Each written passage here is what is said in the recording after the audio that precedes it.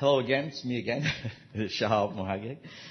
Now, what I'd like to present is how do we apply this technology that I talked about, AI-based modeling, specifically top-down modeling, which is using real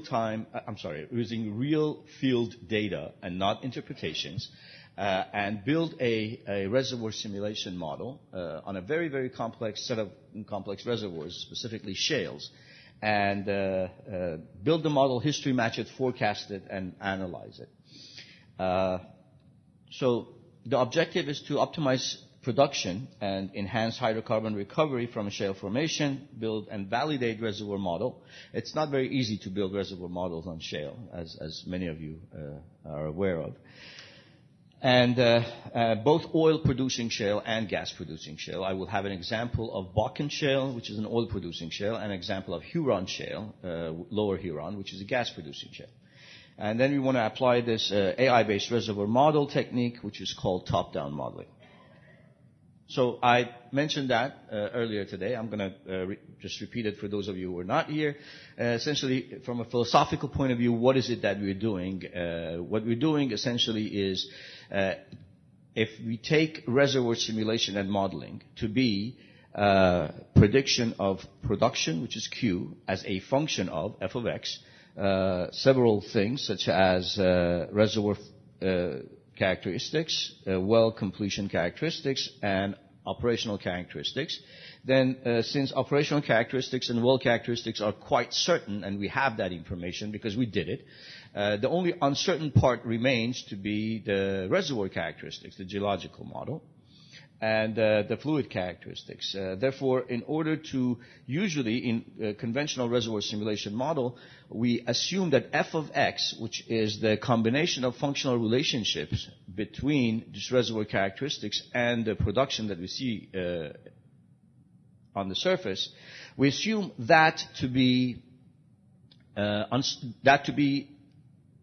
uncertain. Sorry, the functional relationship we assume to be certain, while we assume that uncertainty comes from our understanding of the reservoir, and that's reservoir characteristics. Therefore, in order to get a history match or build our model, we change what's uncertain, which is reservoir characteristics, and we leave functional relationship untouched. In other words, we assume that our understanding of how fluid flows in the reservoir is very good and does not need any modification. Well, in AI-based modeling, we don't make that assumption. In other words, and the reason for that is that 40 years ago we were making that assumption, and our understanding was completely different what it is today. We were making that assumption and getting history matches. Today we're making that assumption and making history matches.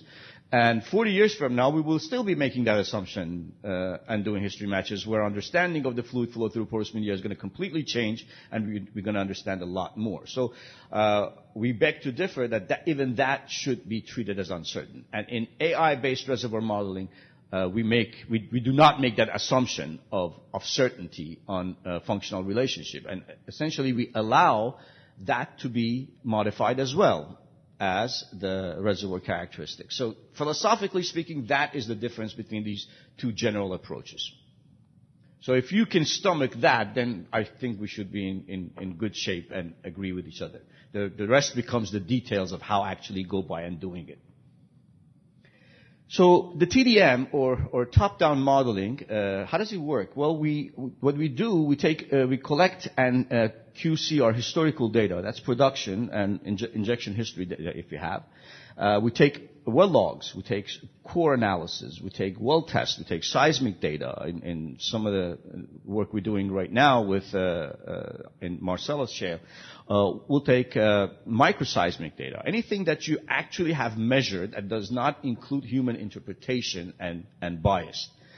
And from there, along with some statistical analysis that we do and some reservoir engineering analysis that we learned at the university, together we put together a comprehensive spatio-temporal database, or data set, if you will. Then we use that data set, we simultaneously train and history match a top-down model. In order to do that, one of the major issues that we have to deal with is we usually end up with a very large set of dimensions or data to deal with. And as you are very well aware, as the number of parameters increases, then you build a model, the tractability suffer. That model will have very little value for you in your analysis because you can pretty much run a truck through it and it would work no matter what. But it has no value because it doesn't tell you anything anyways. So one of the things we need to do, we have to identify, and that's the key, identify pre-modeling before we build the model. We have to identify what are the key performance indicators in that particular field. And it's going to be different from field to field, from field to field. What are the main parameters that actually are influencing or controlling this flow in this particular system? That's one of the very major issues that we do. The other major issues that a lot of people tend to overlook when they are training neural networks or building AI models is that partitioning the data. In other words, one of the worst things, take that from me, believe me, this is true. The worst thing you can possibly do in petroleum engineering related problem is to use a random number generator or use randomness to separate your data to training, calibration, and validation. You don't want to do that. If you can avoid it, you want to avoid that. And there are many, many different techniques that are out there that you should use in order to partition your data. Don't forget, you're trying to teach reservoir engineering to a machine. Or as our previous speaker talked here, you should be trying to teach drilling to a machine. And last but not least, then you train and you calibrate. What do you calibrate? You calibrate to make sure that you don't overtrain and or undertrain. And then, of course, you always leave certain amount of data completely blind because your model is as good as it can perform on the blind data, not the data that you use during the training. Because if that is the case, what you do, if you use it on your training, I can guarantee you, I can give you a 100% accuracy every single time. I'm going to give you an R-square of 1.00. Guaranteed, no doubt about it. I can actually mathematically prove to you that I can do that. Not only that I will. But that's not the issue. The issue is you have to do that on the completely blind data set. And that blind data set should be separated at the very beginning of the project, not at a later time. Then, of course, we use something called fuzzy pattern recognition. That is a proprietary algorithm that we have developed, and I will show you. That's a design tool which essentially tells you where have you, how have you produced your reservoir so far, where the produced gas or oil, where has it come from. Therefore, if you take that and subtract it from where your volumetrics, you're going to be left at remaining reserve. So that tells you where to go and perform your new wells, put your new wells. And then, of course, at the end, you run the TDM, the top-down model in predictive mode, deploy it, and you do your forecasting. So the workflow, as you see, is not much different from other reservoir simulation and modeling process. You start with historical data. You develop a comprehensive spatial-temporal database. You model. You train and history match your model. You use this fuzzy pattern recognition tool, which is very unique to what we do, and I will talk about that. And you design your action, your reservoir management action, and then based on that action, you forecast what's going to happen. Then you go and see, does that meet my criteria? If the answer is yes, you go and implement it. If the answer is no, you go back to the design tool and change your design. And you do that iterative process. This iterative process you do until actually you get what you need from forecasting, and then you implement in the field. So the question is, how does this thing work? This is not a seismic picture, by the way. What do you see on the screen? Dog. You see a dog, right? It's a picture with a tree, maybe. You essentially see a Dalmatian. The issue is what you actually are looking at is bunch of spats of ink on a white paper.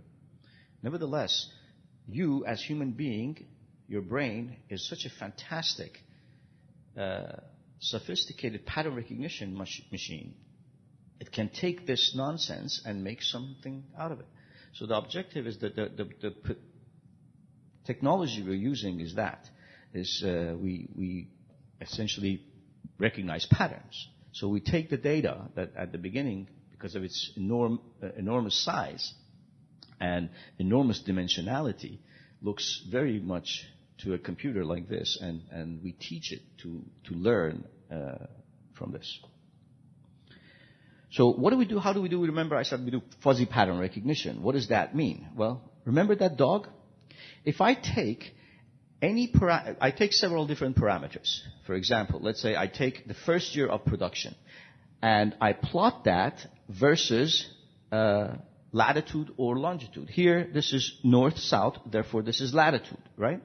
This is latitude, and every one of these gray dots identify one well, and that is the first year production.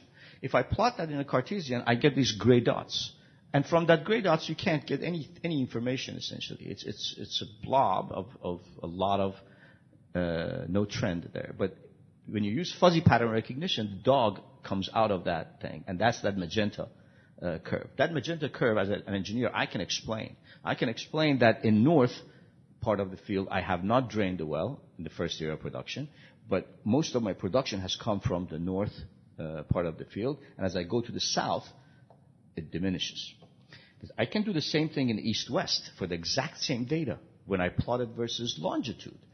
Now I know that in west, I drained it little, and as I move to the center, I did more, and I go to the east, I drained it less. So when I do that as a function of time, I do it for 3 months, 12 months, 36 months, 60 months, and 120 months. And look that where this line, and I will talk about what this line is, but I'm going to keep these two lines exactly in the same location for each one of these. As either of these lines hit this curve, look what happened. They go in a different location. So as time goes on, look at the shape of the curve. It's completely changed. That tells you the way I have drained my well. My field has changed as a function of my production, as a function of the wells that I have drilled. I do the same thing in, as you see, for east-west. So you see the curves are changing, and the way these lines are exactly the same location for all of these. So then I project these two together, I get latitude, longitude next to each other, and I get the entire field.